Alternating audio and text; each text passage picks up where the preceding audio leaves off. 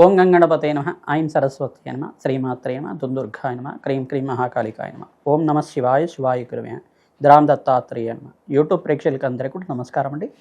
నేను పాలపర్తి గురునాథ్ శర్మ, జ్యోతిష్యం వాస్తు సిద్ధాంతిని. మీకంతా కూడా గోచారిత్య గ్రహాల యొక్క స్థితిగతి కలీక వాటి ప్రభావం అంతా కూడా మేషాది ద్వాదశ రాశుల వాళ్ళకంతా కూడా ఎటువంటి గ్రహ గోచారంలో గ్రహస్థితి అంతా కూడా యోగకరంగా ఉందా, ఏ గ్రహాలకంతా కూడా శాంతి పూజలు ఆచిస్తే కనుక జీవితంలో మార్పులు జరుగుతాయి, ఆర్థికంగా ఆకస్మికంగా ధనయోగ ప్రాప్తి కలగాలన్నా, వ్యాపారంలో అభివృద్ధి కలగాలన్నా ఏ గ్రహాలంతా కూడా కారకత్వం అవుతున్నాయి విశ్లేషణ చేయడం జరుగుతుంది. ప్రధానంగా చూసుకుంటే ఈ రోజున మనం చూసుకోబోయే గోచార రీత్యా గ్రహస్థితి అంతా కూడా ఈ రకంగా ఉంది. ఈ యొక్క వార ఫలితాల్లో భాగంగా ఏప్రిల్ నెలలో అంతా కూడా 12వ తారీఖు నుంచి 18వ తారీఖు దాకా వార ఫలితాలంతా కూడా విశ్లేషణ చేస్తున్నాం. ప్రధానంగా చూసుకుంటే గోచారీత్యా గ్రహస్థితి ఈ రకంగా ఉంది. కుంభరాశిలో రాహు సంచారం మరియు మీనరాశిలో అంతా కూడా రవి భగవానుడు ప్రధానంగా చూసుకుంటే 14వ తారీఖు తర్వాత మేషరాశిలో ఉచ్చస్థానంలో సంచారం చేయడం, మరియు ఇక్కడ ఈ యొక్క మీనరాశిలో రాహు ప్రధానంగా శనీశ్వరుడు, అంగారకుడు, బుధ భగవానుడు, సూర్య భగవానుడు అంతా కూడా సంచారం జరుగుతుంది. శుక్రుడంతా కూడా ఈ యొక్క వార మధ్యలో అంతా కూడా చూసుకుంటే 13వ తారీఖు తర్వాత ఈ యొక్క వృషభ రాశిలో సంచారం చేయడం జరుగుతుంది. ప్రధానంగా చూసుకుంటే ఈ గ్రహస్థితి ఈ రకంగా ఉంది. బృహస్పతి అంతా కూడా మిథున రాశిలో సంచారం చేయడం, మరియు ఈ యొక్క కేతు యొక్క సంచారం అంతా కూడా సింహరాశిలో సంచారం జరుగుతుంది. కాలసర్పదోషంలో ఈ యొక్క గ్రహస్థితి అంతా కూడా కాలసర్ప స్తంభంలో అంతా కూడా ఉంది. ప్రధానంగా చూసుకుంటే కొన్ని రాశుల వాళ్ళకంతా కూడా అదృష్టయోగం కలిసి రావడం కానీ, కొన్ని రాశుల వాళ్ళకంతా కూడా మిశ్రమైన ఫలితాలు రావడం కానీ జరుగుతూ ఉంటాయి. ప్రధానంగా గోచారిత్య గ్రహస్థితి ఏం చెప్తుందంటే కర్మయోగాన్ని అంతా కూడా చెప్తుంది. కర్మ ఫలితాన్నంతా కూడా అనుభవించే విధంగా, కర్మదోషాన్ని నివారణ చేసే విధంగా గ్రహదేవతలంతా కూడా ఈ యొక్క దోషాన్నంతా కూడా పరిష్కారం చేసే విధంగా ఉంటారన్నమాట. ప్రధానంగా చూసుకుంటే శనీశ్వరుడు కర్మఫలదాత, బృహస్పతి అంతా కూడా యోగదాత అంతా చెప్పేసి అంటారు. ప్రధానంగా రాహు అంతా కూడా కర్మని అనుభవించే విధంగా చేస్తుంటారు. రాహుకేతులు ఇద్దరు కూడా కర్మని అనుభవించే విధంగా చేస్తుంటారు. ఈ గోచారిత్య గ్రహస్థితులంతా కూడా చూసుకుంటే వీటికి కేంద్రంగా అంతా కూడా చెప్తూ ఉంటారు.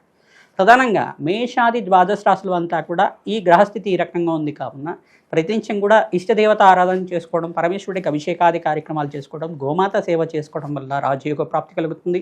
ప్రతినిత్యం కూడా దత్తాత్రేయ ఆరాధన చేసుకోవడం వల్ల కూడా మంచి ఫలితాలు పొందుతారు. దత్తాత్రేయాయ స్మరణ మాత్రైన సంతుష్టాయ నమః నామాన్నంతా కూడా జపాన్ని ఆచరించడం వల్ల మంచి ఫలితాలు పొందుతారు. ప్రధానంగా చూస్తుంటే సకల గ్రహ దోష నివారణ అవడానికి ఆస్కారం ఉంటుంది. ప్రతినిత్యం కూడా అమ్మవారి ఆరాధన, దేవీ భాగవతాన్ని పారాయణం చేసుకోండి. ఖడ్గమన స్తోత్రాన్ని ప్రతినిత్యం కూడా చదవడం కానీ చేయడం కానీ చేయండి. ప్రతినిత్యం కూడా కనకదార స్తోత్రాన్ని 3 సార్లు చదువుకోవడం వల్ల ఆర్థికంగా స్థితిగతులు పెరగడానికి ఆస్కారం ఉంటుంది. ప్రతినిత్యం కూడా మేము చెప్పే పరిష్కారాలంతా కూడా ఈ గ్రహాల యొక్క దోషం ఈ కారకత్వంగా ఉంది కావున దీనికి పూజ చేసుకుంటే మంచి ఫలితాలు పొందుతారని చెప్తుంటాం. తద్వారా మీరంతా కూడా శీఘ్ర ఫలితాలు పొందడానికి ఆస్కారం ఉంటుంది. అదృష్ట యోగము, ఆకస్మికంగా ధనయోగం, ధనప్రాప్తి రావాలన్నా, రాజయోగ ప్రాప్తి రావాలన్నా గ్రహదేవతల అనుగ్రహం కావాలి. తద్వారా నవగ్రహ ఆరాధన చేయడం వల్ల సకల గ్రహదోష నివారణ అవుతుంది.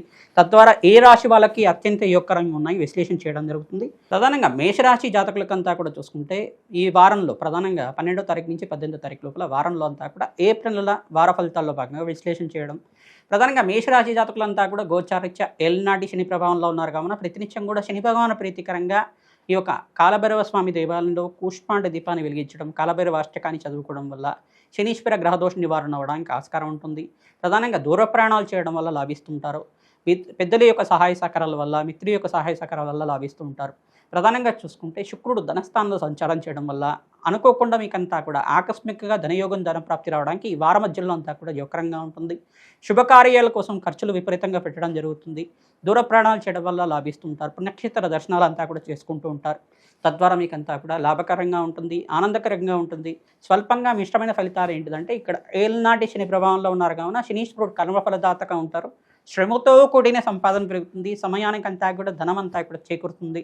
ప్రధానంగా నూతన పెట్టుబడులంతా కూడా వాయిదా వేసుకోవడం, ఎప్పుడైతే గ్రహస్థితి యోగకరంగా ఉంటుందో 14వ తారీఖు తర్వాత మీకంతా కూడా యోగకరంగా ఉంటుంది.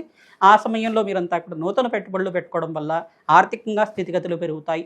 ఆకస్మికంగా మీకంతా కూడా మంచి ప్రాఫిట్స్ రావడానికి ఆస్కారం ఉంటుంది. ధాన్యాది సమృద్ధి కలుగుతుంది. గృహయోగం సిద్ధిస్తుంది. వ్యాపారంలో అభివృద్ధి రావడానికి ఆస్కారం ఉంటుంది. ప్రతినిత్యం కూడా అమ్మవారి ఆరాధన చేయండి.